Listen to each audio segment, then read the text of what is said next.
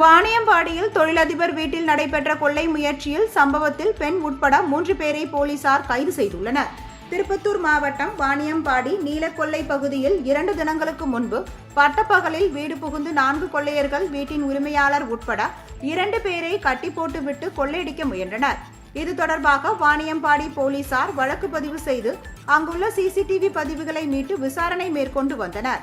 இந்நிலையில் தொழிலதிபர் வீட்டில் பணிபுரிந்து வந்த சக்திவேலை காவல் நிலையத்திற்கு அழைத்து சென்று போலீசார் தீவிர விசாரணை மேற்கொண்டனர்.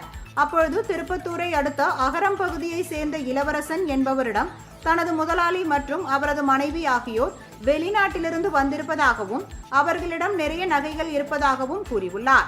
இதையடுத்து இளவரசன் மற்றும் சக்திவேல் ஆகிய இருவரும் ஆந்திர மாநிலம் திருப்பதியை சேர்ந்த சாந்தகுமாரியிடம் விவரத்தை தெரிவித்து கொள்ளையடிக்க திட்டமிட்டுள்ளனர்.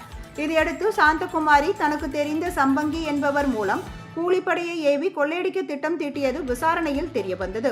இதையடுத்து இளவரசன், சக்திவேல், திருப்பதியை சேர்ந்த சாந்தகுமாரி ஆகிய 3 பேரை கைது செய்த போலீசார் தலைமறைவாக உள்ள சம்பங்கி மற்றும் கூலிப்படையை சேர்ந்த 5 பேரை தீவிரமாக தேடி வருகின்றனர்.